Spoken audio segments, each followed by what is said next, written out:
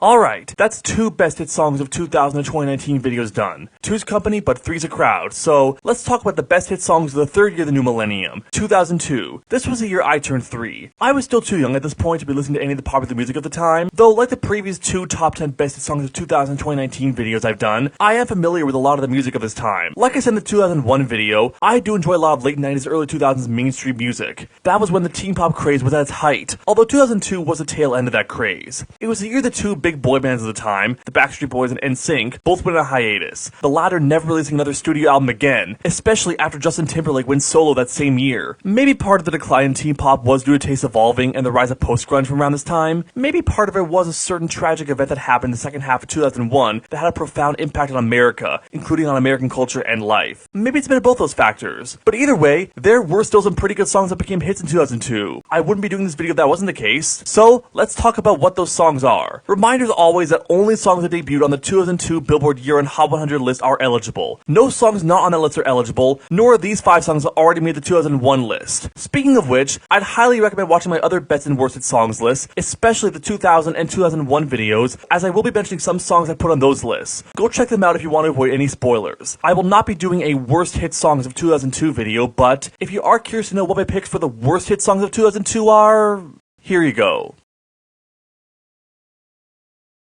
Finally, this list is just my opinion. Don't get mad at me because I put a song you hate on here, or my ordering doesn't match yours. Let me know in the comments what your favorite hit songs of 2002 are. Okay, let's get this list started with number 10. Monday, took her for a drink on Tuesday. We were making love by Wednesday. I know what you're thinking. What if this song had been 3 slots higher on this list? Well, there were 9 other songs on the 2002 Year-End Hot 100 list that I like more, so I couldn't put it any higher than number 10. Don't get me wrong though, despite being at the bottom of this list, 7 Days by Craig David is still a pretty good song. It was actually one of 2 pieces of media that was popular in America in 2002 that was about 7 days. But instead of being about a reporter watching, analyzing, and learning the story behind a cursed videotape, this song is a chill R&B jam courtesy of British R&B singer Craig David. I love his smooth, rapid syllable singing that really make it sound like a ladies' man, which is fitting for a hookup jam like this one. It's a song about a young man who, on the way to see his friends, comes across a beautiful girl in the subway and asks for a date with her, which she accepts. That was on Monday. The 2 of them go for a date the next day on Tuesday, which goes really well. And by Wednesday, they start making love, which they also did on Thursday, Friday, and Saturday before chilling on Sunday. That's all 7 days of the week, hence why the song is called 7 Days. Despite a couple of notable love song cliches on the bridge, like how he can't get this girl off of his mind, the verses are really well written and don't make the protagonist come off as manipulative or coercive. The girl in the song seems to enjoy the date. Given in the second verse, she says she'd love to unfold the man all night long and is causing endless ringing on his phone between meeting him and him getting home. And again, Craig David's very smooth voice, combined with that guitar that plays throughout the song, really helps make the song feel more enticing. He really feels like the British Usher, since, like Usher, he's another really great male R&B singer. Not quite as good as David's previous hit Fill Me In, which I already talked about in the 2001 video, but still a pretty good song. It was number 10 not just on this list, but on the Billboard Hot 100, becoming Craig David's only top 10 hit in America, although hit number 1 is home country the UK a year and a half prior. Like I said in the 2001 video, his first 3 singles from Born to Do It weren't released in the US until a little over a year after they were released in the UK. By this point though, Craig David was closer to releasing his sophomore album Slicker Than Your Average. Speaking of which, have a listen to his debut single from that album, What's Your Flavor, which is another good Craig David song that was popular in 2002. But 7 Days is a pretty good song too, that you should also check out if you haven't.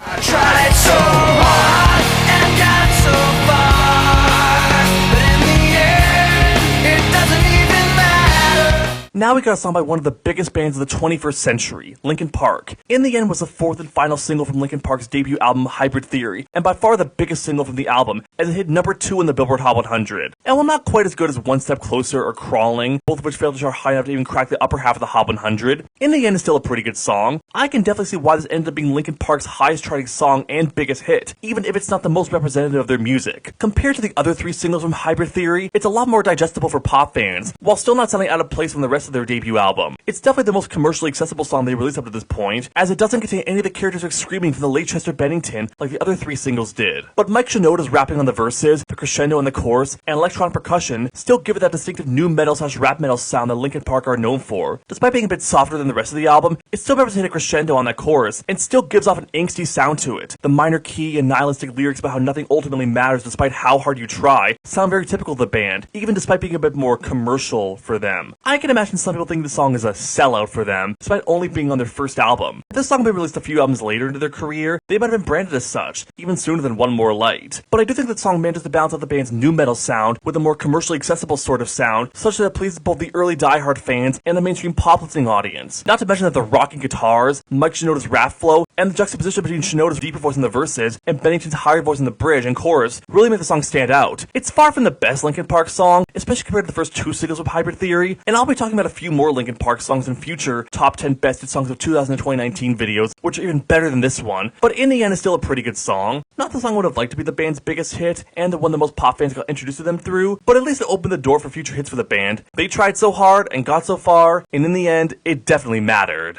A moment like this, some people wait a lifetime. There was one big significant thing that happened with mainstream music in 2002, and one that would have a massive impact on mainstream music for over a decade, and arguably still has an impact on music today. The launch of a certain reality competition series known as American Idol. It was the American licensed equivalent to the UK's Pop Idol show, which would launch the International Idol franchise. With American Idol in particular, it would go on to become an instant success, and the longest running Idol series, and is still going on to this day. It would help launch the careers of tons of talented singers throughout the 21st century, of whom arguably the most successful happens to be the winner of the first season, Kelly Clarkson. And man, this song was a fantastic first impression to her, and I can definitely understand why she ended up winning American Idol. Clarkson really is a fantastic singer. A Moment Like This is an incredibly grand power ballad-esque pop song where Clarkson graces us with her soulful vocals that sound just as beautiful as the instrumentation. It's got a lot of what you'd expect from an adult contemporary ballad. A powerful crescendo, strings to make the song sound more grand, a key change on the final chorus, gospel vocals, and it just sounds awesome. It fits with the lyrics of being head over heels in love with someone and feeling the excitement of that moment finally happening. Additionally, it really makes the song sound like a Celine Dion song, and honestly, Kelly Clarkson is just as great of a singer as Celine Dion is. Maybe her voice isn't as distinctive as hers, but it sounds just as empowering. Though, unlike Dion, Clarkson wouldn't exclusively stay in the adult contemporary lane, and would end up pursuing a more pop sound with her music down the line. Though, unlike Christina Aguilera, another female singer with some phenomenal pipes, she wouldn't become a full-on pop princess, and still has a bit more credit with the adult contemporary crowd, even if she would end up performing more poppy songs that are still great. Trust me, this won't be the last time I'll be talking about Kelly Clarkson in these top 10 best hit songs of 2019 videos. She would go on to put up plenty more hits over the next decade that are just as good as this song, if not better, and I can't wait to eventually get to those. I know it might be easy for some people to hate this song because I hate American Idol and therefore anything associated with it, but I don't care. Anyone hating this song is just being a sourpuss. You could argue it's not Kelly Clarkson's best song, but still very good. Certainly good enough to make this list. Some people wait a lifetime for a song like this. Lose yourself in the music the moment you own it. You better never let it go. I know this pick might surprise some of you, especially considering I made my thoughts on most modern rap/hip-hop very clear in many of my worst hit songs videos. However, I've said this before, but there are a few rap/hip-hop songs I do genuinely like, and have actually made my best hit songs list. And, well, Lose Yourself by Eminem is yet another one. This song going on to become Eminem's most popular song ever, hitting #1 around the world, and being certified diamond by the RIAA. It's also a song that showcases Eminem at his best, and what makes him stand out from other mainstream rappers. He's got a great flow, some really clever rhymes, a very passionate and emotional tone that matches the English from the lyrics, and production that doesn't sound grating, and also matches the aggressive dark tone, with a light piano, guitar, and drum beat. It's a song that fits perfectly for 8 Mile, the movie starring Eminem that the song was made for. Eminem describes his character of Jimmy/B Rabbit in the first verse, being nervous to perform, and ends up choking and leaving, but he still doesn't give up and hopes to capture this moment again. He knows if he wants to make it as a rapper, he needs to own it and not miss his chance. This opportunity comes once in a lifetime, and he only gets one shot. These lyrics become a lot more potent after you watch 8 Mile, which I actually did while working on this video script. And while there are some lyrics that are explicitly referencing Eminem's character in 8 Mile, like mentioning that he goes back to his mobile home, the song could still stand on its own for anyone who's impoverished and taking a chance to make it big. It's dark and aggressive, yet also inspirational. And given that 8 Mile was loosely based off of Eminem's rise to fame in the Detroit rap scene, it feels very autobiographical. Heck, in the third verse, he mentions how he was booed off stage, something that actually did happen to Eminem early in his career. He definitely has a lot of personal stories to draw from for his lyrics. I also considered putting Cleaning Out My Closet on this list, due to being about Eminem's tough childhood and the way his mother treated him. But I decided that Lose Yourself was the better choice for this list due to its lyrics, Eminem's style, and dark production. That being said, it's not a song I listen to for fun. I have to be in a very specific mindset to enjoy it, hence why I'm only putting it #7 on this list. But I can see a good argument as to why the song deserves to be even higher on this list. I'm sure my brother would put the song at #1, he's a huge Eminem fan. But as for me, it's a really good song, but not quite the best. Still worthy of being among the top 10 best songs of 2002 though. Whenever, wherever. to be together. Now we got a song by Shakira, arguably the biggest Latin artist of the 2000s to cross over into the English-speaking pop market. Well, maybe except for Enrique Iglesias. Shakira had been releasing Spanish-language music for about a decade prior to the release of this song, but it wasn't until 2001 that she finally released her debut English-language song, Whenever, Wherever. You know, maybe if Shakira hadn't broken out until the late 2010s, when the second Latin music craze came around, she wouldn't have needed to record songs in English to break out in America, and could have stuck to her native Spanish, since Spanish-language music pretty much became accepted by American pop listeners during the second Latin music craze. This song came out about a year after the first Latin music craze of the late 90s, early 2000s died down, so you'd think the song would have come out a bit too late.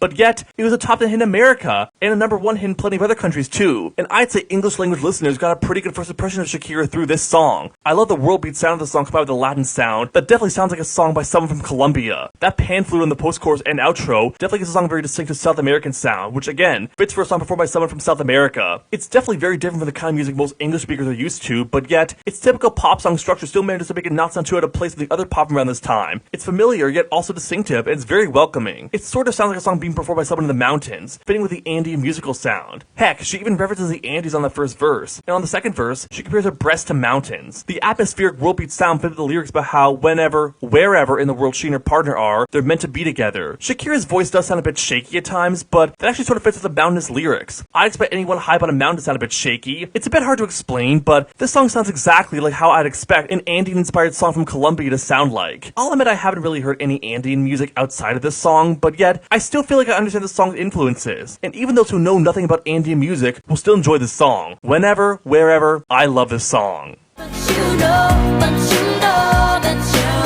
you can't fight the moonlight. Just like 7 Days, here's another song that was originally released in the second half of 2000 that took until early 2002, about a year and a half later, to reach its peak in America. Though in the case of Can't Fight the Moonlight, it did chart low on the Hot 100 in late 2000, but after being re-released in late 2001, reached its new peak of number 11 in early 2002. You can definitely tell the song came out in the year 2000, as it has a very distinctive late 90s to early 2000s pop sound. And yeah, I could see some people labeling LeAnn Rimes as a sellout here, given that she's a country artist who ended up making a pop song that isn't even the slightest bit country. But given that this song is my pick for the number 5 best hit song of the year 2000, I think it's pretty clear that I really don't care, and that I love this song. Similar to Lady Marmalade for my best of 2001 list, it's a racy song that also invokes that women performing at a nightclub and being enticing to men imagery. Quite fitting for a song made for a movie about a woman who gets a job performing at a bar. It's definitely the raciest song on this list, and possibly the raciest song to be a hit in 2002. The minor key on the verses and prominent guitar most notably heard on the intro give that enticing feeling, and the lyrics about how you can't resist the feeling of love only elevate that feeling further. The gentle breeze will weave its spell upon your heart. If you think you won't fall, just wait till the sun goes down. You can't fight the moonlight. Like a coyote howling at the moon, you won't be able to help but want to start making love once night comes. It sort of reminds me of Escape by Enrique Iglesias, a song that was a contender for this list but didn't make the cut. With the line in the chorus, you can run, you can hide, but you can't escape my love. As LeAnn Rimes says, no matter what you do, the night is gonna get to you. Nighttime really brings out the beast in you. I'm also really glad it doesn't sound manipulative or graphic. I also like the key change between the verses and chorus, which give the imagery of how things change once day turns to night, just like how they change between the verses and chorus. And that final key change after the bridge also sounds great too. By the way, it's worth mentioning that the version of the song sung by the character of Violet Sanford in the film is slightly different than the version released to radio, as the production and the final lyric in the first pre-chorus are a bit different. Both versions are decent, but I prefer the soundtrack version more, as it sounds less like a live recording, and the vocals belt a little more. One thing's for sure, I can't fight my love for this song.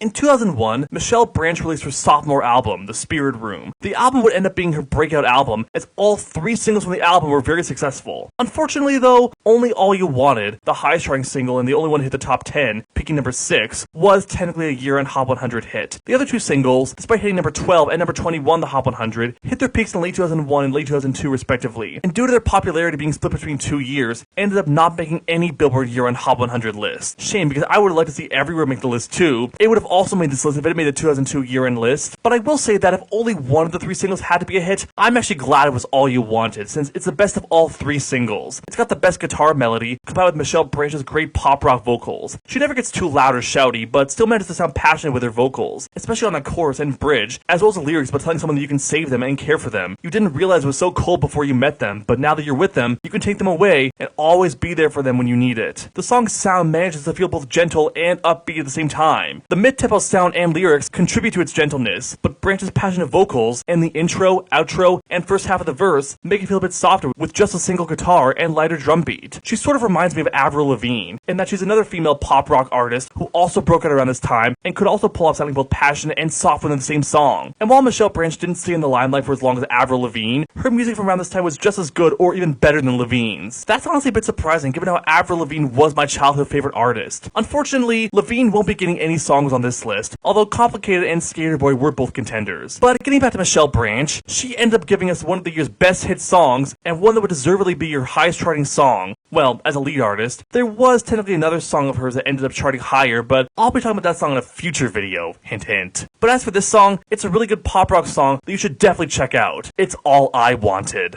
If I could, then I would. I'll go wherever you will go.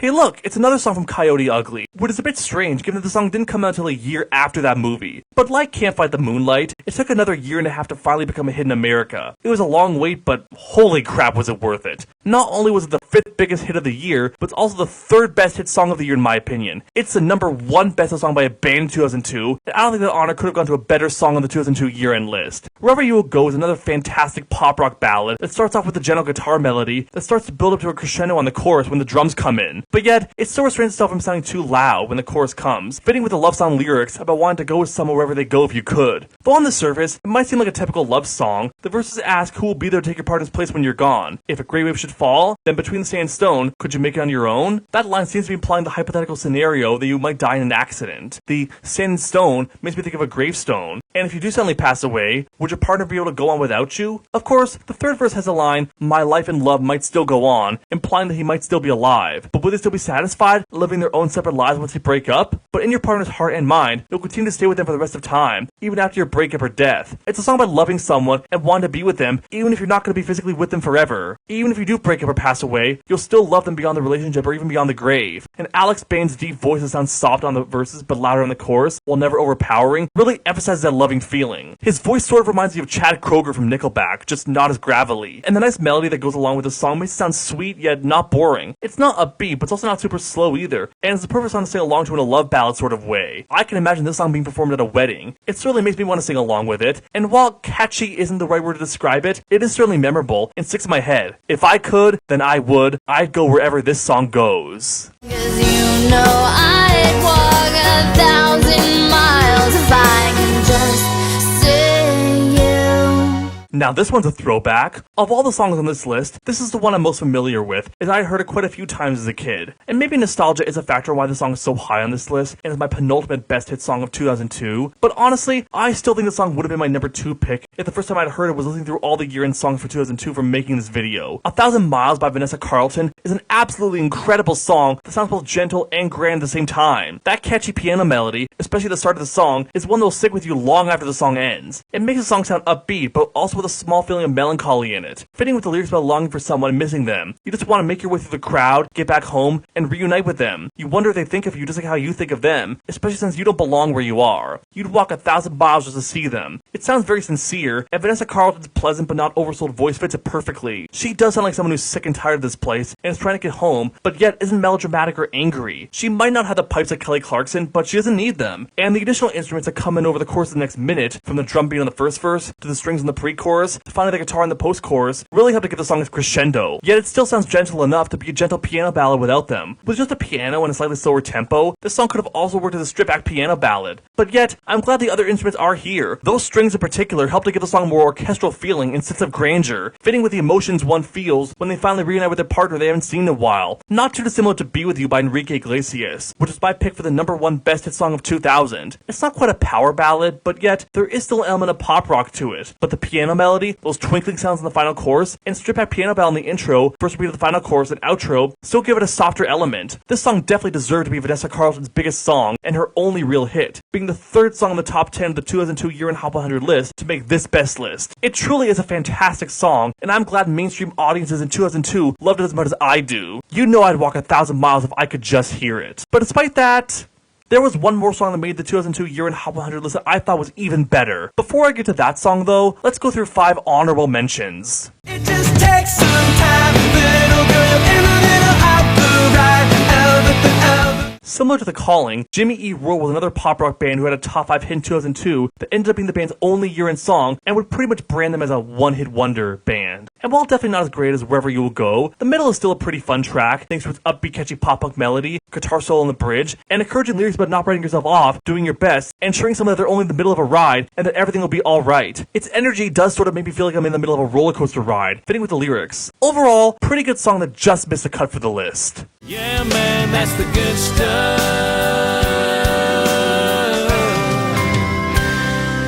One type of song I really like are those that tell a decent story in their lyrics. Case in point, The Good Stuff by Kenny Chesney. It's about a man who has a fight with his girlfriend or wife and goes to a bar to drink away his pain. The bartender tells him that the good stuff isn't here at the bar, but with his partner. The bartender then talks about his late wife who died of cancer a year after they got married and began drinking, but eventually sobered up because the memories of her are stronger than whiskey, and suggests the man go home and apologize to his partner. Not as compelling of a story as a couple of Luke Combs songs I've talked about, but still a good song, and the second best hit country song of 2002. Hint hint. Finding it hard to believe we're in heaven.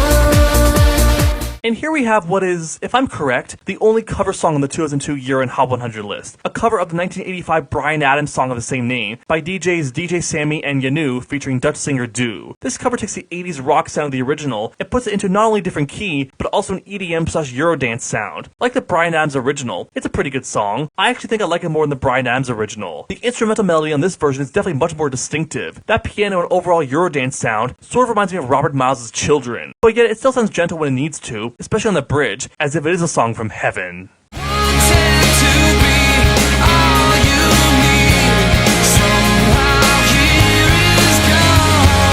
Hey look, it's the Goo Goo Dolls again. Very happy to talk about them again after their double appearance on my Best of 1999 video. Unfortunately, this song isn't quite among the top 10 bestest songs of 2002, but it's definitely top 15. It's better than Black Balloon at least. Like that song and Slide, it's another pretty upbeat pop rock song about a relationship. With this song, it's about moving on from a failing relationship since you're clearly not the one, even if you thought you were at one point. There's no point staying here in this relationship because here is gone. A decently catchy melody, and John Resnick's vocals also make the song pretty good, though not quite good enough for the list proper.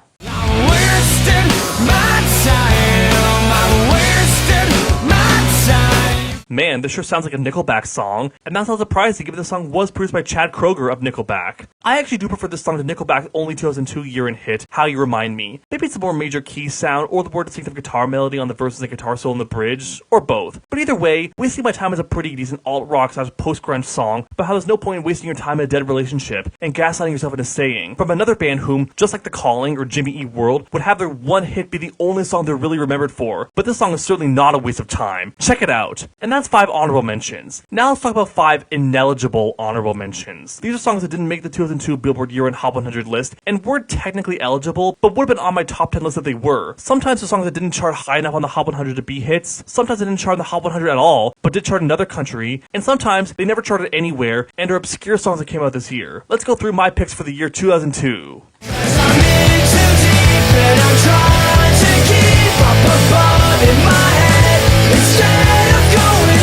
I kinda wish this had been Sum 41's most famous song instead of Fat Lip. Like Fat Lip, In Too Deep is another upbeat, angsty pop-punk/skate punk song, although it's a little less heavy overall, with the slightly lighter guitars and no scream rapping on the verses. Plus, it's got a much brighter melody, a nice sounding electric guitar solo on the bridge, and lyrics about continuously staying in a dying relationship and giving it another go, despite the relationship being beyond repair and currently being in too deep. It's definitely a more commercially accessible song than Fat Lip was, while still managing to sound like it's from the same band. I definitely use this song as my first recommendation to newcomers to Sum 41. I wanna love somebody like you.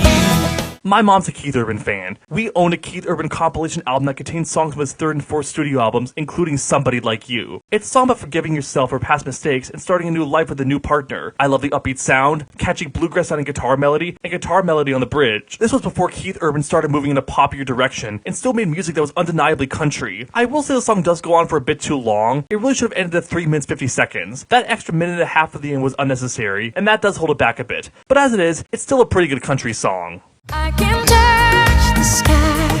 I know that I'm alive. Celine Celine Dion did have a song make the 2002 year in Hot 100 list with A New Day Has Come, but I really wish I'm Alive had been her 2002 hit instead. It's a lot better, and it's even better than her previous hit That's the Way It Is, which I talked about in the 2000 video. Like That's the Way It Is, it's another grand song, thanks to Celine Dion's soulful voice and the gospel choir-esque backing vocals. But what really makes the song so fantastic is that upbeat dance pop sound and lyrics about how being a mother fulfills her, raises her spirits, and makes her glad to be alive. Unfortunately, it only charted on the bubbling under Hot 100, but it would have been very high on my list if it had made the 2002 year-end list. I'm gonna make you love me.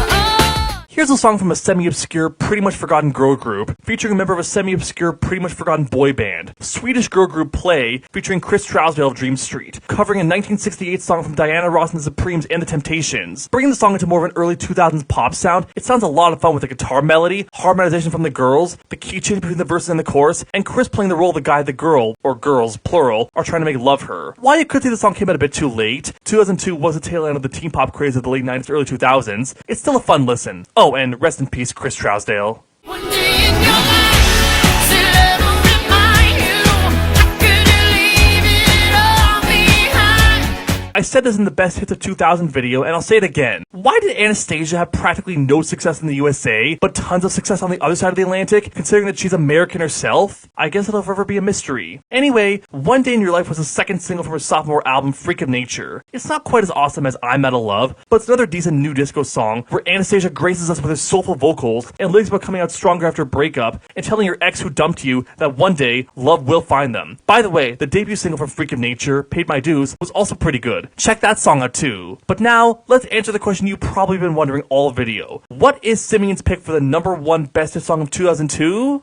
Well, Where were you when the world stopped turning on that September day? obvious choice is obvious. I mean, come on. Could there have been any other song to pick for my #1? I imagine the song is everyone's pick for the #1 best hit song of 2002, and it's not hard to see why. This song was written about the September 11 attacks from just a year before. Now, I was only 2 years old when that happened, so I don't have any memories of that day, but I do know those attacks sent a shockwave through America and the world as a whole, and is possibly the most influential event that's happened in the 21st century so far. Well, maybe except for COVID-19. But anyway, following the attacks, there was quite a bit of music in the United States that was made or became popular as a result of the attacks. A surge of American patriotism immediately following the attacks sent Whitney Houston's cover of The Star-Spangled Banner, as well as an old 80s patriotic anthem by Lee Greenwood, into the top 20. Neither of those songs were technically hits, probably due to riding on a very short burst of chart success, as well as being released too close to the end of the year, to the point that their popularity was split between 2001 and 2002. Well, Where Were You When the World Stopped Turning almost had the exact same fate. This song only just squeezed onto the 2002 year-end Hot 100 list at number 98, but it seemed to eke out just enough airplay in early 2002 to make it onto the list, and I'm so glad it did. You know, it could have been really easy for this song to fail on any number of levels. It could have come across as preachy, religiously or politically. It could have come across as overly cheesy and patriotic. It could have come across as disrespectful to the victims who died on that day or their families. It could have come across as divisive, like it's pointing fingers at somebody. It could have come across as angry and bitter, or could have come across as sappy and melodramatic. But yet, the song's lyrics are so incredibly well written that it doesn't come across as any of those things. It's not a song that points fingers at others, or argues that we need to stand behind the president or go to war, or be more or less patriotic. The song's lyrics simply ask the listeners some simple questions about what they were doing or thinking on the day of the attacks. Were you furious about the attacks, or were you somber? Did you tear up over the families of the victims, or feel grateful for the survivors? Did you feel guilty because you didn't die on that day? Did you go to bed and not be able to go to sleep?